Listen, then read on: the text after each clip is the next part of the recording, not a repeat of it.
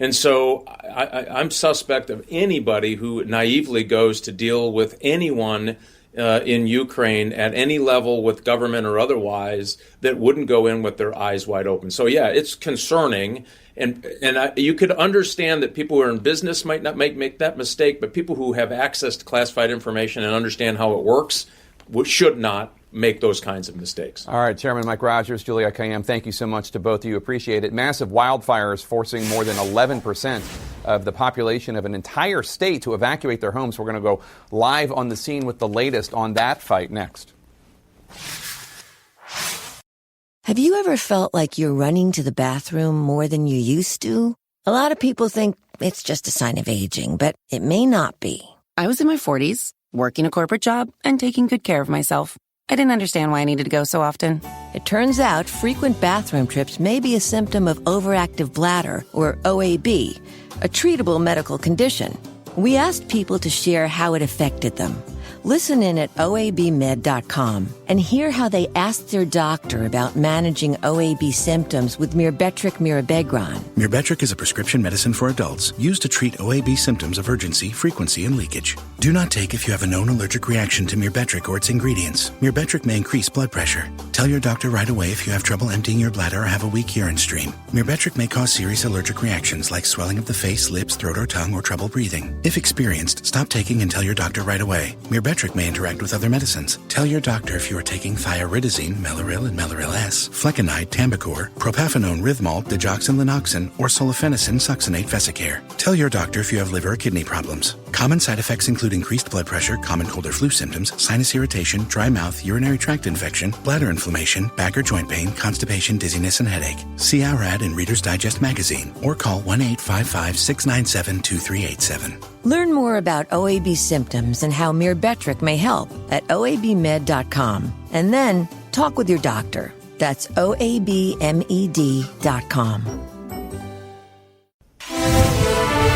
We have some breaking news for you in our Earth Matters series. Unprecedented wildfires are burning in California, Oregon, and Washington state, and they're now to blame for at least 24 deaths. One heartbreaking case in Lyons, Oregon, about an hour south of Portland.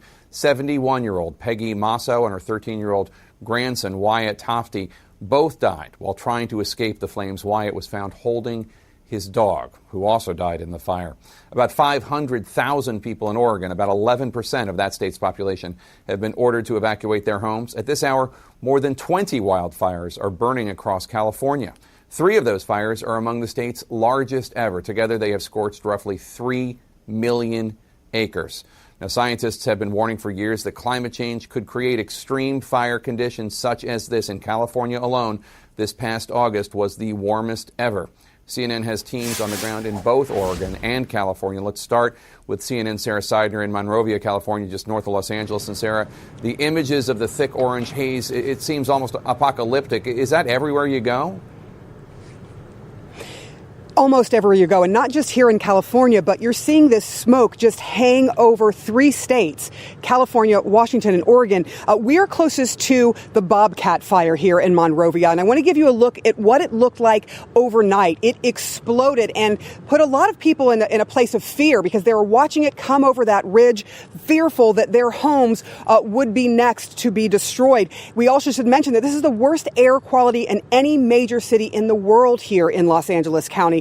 I want to also take you to what is now the largest fire in California's history. They're calling it the August Complex Fire. It was started, by the way, by a bunch of lightning strikes that happened in Northern California, and it has been going strong now. It has now burned more than 470,000 acres there, and they are still battling that fire fiercely at this moment of time. And then in Oroville, which has experienced the most number of deaths so far, 10 people have died because of the fire there. There are 16 people missing. It's also where we saw Governor Gavin Newsom today, who talked about the cause of all this and looked at climate change. This perfect storm. The debate is over around climate change. Just come to the state of California.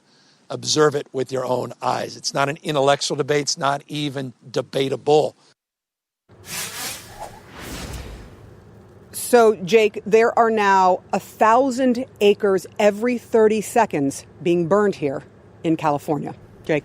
Oh, it's awful. Sarah Seidner, thank you so much. CNN's Camila Burnell is in Clackamas County, Oregon. Camila, 500,000 Oregons are ordered to evacuate. Where do they go? Well, look, Jake, before I even answer your question, we just got an update from the governor, Kate Brown, who said that dozens are missing. And so that is a big concern at the moment. And then she also gave an update on those evacuation orders. She says about 40,000 are mandatory evacuations and that 500,000, more than 10% of the population here in the state, are under evacuation orders or evacuation zones. So it doesn't mean that everybody is out. But to answer your question, there are different scenarios here. Some of them staying in their cars. I spoke to a man yesterday that rented a U-Haul and told me this is where I'm going to stay. Others are having to go to these shelters and evacuation centers that are open and people are there, but so many are worried about getting COVID-19 and being exposed to the virus if they go to a shelter. And then, of course, the most safe option is to go to a friend's or a family member's home. But again, so many people are just not in the scenario or in the ability to do that. I do want to show you what things look like on the ground here, because the governor in this press conference also updating us and saying that Oregon as a state has the worst air quality in the world. And you're seeing that right now. You cannot even see this highway, the end of this highway. We've been driving down here and saw the flames as they got closer to the homes. Today, it's just that thick cloud of smoke, and they're saying this smoke is not going away. They say it is likely going to be here for a couple of days. We may get some periods of clean air, but they say this is going to stay. Jake. All right, thank you so much. More than 1 million new voters up for grabs since 2016 in a key 2020 battleground state. We're going to hear from some of them next. In our 2020 lead, voting is already underway in the critical battleground state of North Carolina. CNN's Jeff Zeleny took the pulse of some voters in the Tar Heel state after the revelations in Bob Woodward's book about President Trump. I want to vote for somebody other than Donald Trump, but I don't want to vote for Biden. It's hard. Meet Jamie Oswald, a hairdresser and undecided voter. She grew up in a Republican family and likes President Trump's economic record, but not much else. If he could just not talk. You know, the stuff that he says, it's just like embarrassing. If he could just not talk. That's saying something about a president of the United States. It is. Staying alive. Yet so far, she's not sold on Joe Biden. I think he's been in office for so long and he really hasn't done a whole lot. Oswald says she's never voted, but will this year, inspired by the pandemic that left her unemployed for more than 2 months. She's one of 1.3 million new voters in North Carolina since 2016, when Trump narrowly won the state by 173,000 votes. Make America. Now, it's a battleground. He's visited 3 times in the last 3 weeks. Voting here is already underway. A sign that coronavirus is influencing the election, including how people cast their ballots. So it's very important for everybody to go out this time because there's a lot at stake. Bakar Kanu, a professor, received his absentee ballot in the mail this week. He dismisses any talk of fraud, saying Trump is trying to intimidate voters. Yet the president's supporters here are already echoing his questions about the election's legitimacy. In mail-in ballots, I wouldn't trust it. I will definitely go in person. At the end of a challenging week for the president, where his own words to Bob Woodward became a new flashpoint, Trump supporters are unwavering. Sarah Reedy Jones, who leads a women's Republican group, believes in Trump now more than 4 years ago, in part because of judicial appointments. 4 years ago, President Trump wasn't my first, second, third, fourth choice. We're saying get beyond that rhetoric and go with what that record of accomplishment. That record does not sit well with bar owner Blake Stewart, who believes the president's leadership on coronavirus has been appalling. He had the opportunity to grab this bull by the horns and said he let it run us all over. His business is still closed. For that, he blames Trump, not the state's Democratic governor. He planted this voter registration sign outside, hoping to find new voters to help block the president's path to re-election. There's little question Trump supporters here are fired up, but there are also signs he's awakening the other side. His presidency motivated Angela Levine to become politically active for the first time and work against him. I became a much more informed voter. That's why I got this blue wave tattoo. This is to remind me never to assume someone else is going to do all the hard work. Now, there is no question that North Carolina is changing, particularly those 1.3 million new registered voters just since 2016. Jake, if you're wondering how seriously the Trump campaign is taking this, not only did President Trump come 3 times in the last 3 weeks, this week alone, Don Jr., Eric Trump, and Ivanka also came here to North Carolina to campaign. Of course, Barack Obama won this state in 2008. Since then, it has gone red, but certainly it is up for grabs. And Joe Biden, I'm told, will be coming here in the coming weeks. Jake? All right, Jeff Zeleny, thanks so much. Appreciate it. In our health lead today, more signs that closing schools during this pandemic can have serious impacts on children. One study out of China found an increase in depression and suicide. Joining me now, clinical psychologist and professor of psychology at Georgetown University, Andrea Bonyer. Dr. Bonyer, good to see you as always. So a lot of families are finishing up their first week of school right now. Many of them had to do so virtually. My family, your family, among them.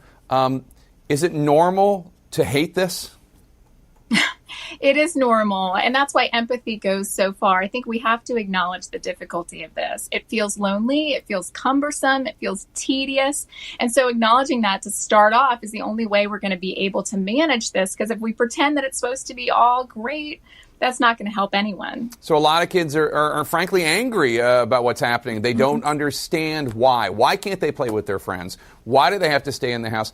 How do you explain this to them, especially younger kids, to help them better deal with it? Yeah, I think it's really about focusing not on what we can't do, but saying we are helping others by staying home. We are keeping teachers safe by not opening schools. We are doing our part to keep our neighbors healthy by not going around and having big parties. And that's the type of thing that children can relate to more so than just here's what we're not doing. But I think helping them label the feelings is so important. Encouraging them to say, this is hard. I am mad. I do feel sad. That helps them understand that actually talking about their feelings can be healing, which is a life lesson that's pretty important during this time. And what are some ways you advise parents to help make their kids feel like normal social children? Yeah, it's all about as much routine and controllability and predictability as you can build in. So maybe you're going to have a virtual lunch with the same kids, a few times a week. Maybe you're going to have a ritual at the end of a Friday where the family makes a special dinner. Maybe you're going to have a Zoom call or a book club with a couple of your friends that is ritualized. It's going to happen. We can predict it. We can control it. Or you're going to help, think outside the box for other ways for your kids to get that social time. The point is to build something in so that it actually becomes part of the routine rather than always feeling like you have to start from scratch, because the starting from scratch is just so mentally taxing. So obviously we've seen these studies and heard anecdotally about increases in suicidal ideation, depression, alcohol abuse, drug abuse, etc. by kids during this horrific time. Between those obvious horrible signs that need to be acted on and more normal reactions to what's going on, crying, anger, etc. What are some warning signs in between that parents and caretakers should be aware of? Yeah, sometimes it really is a matter of degree. But if your child is really expressing a lot of hopelessness or some significant changes in sleeping or eating, or if they seem even more isolated, there's no attempt, there's no effort, there's no motivation to get in contact with friends, those are all really concerning signs that should be talked about. Expressing feelings is good, but also, too, sometimes kids get quieter. And when they stop talking about what's going on, that's when you see some problems. Also, too, listening to teachers, your kid fell off the grid. That's important to know. All right, Andrea Bonyer, thank you so much, as always, and best of luck to you and your 3 kids as you deal with this pandemic.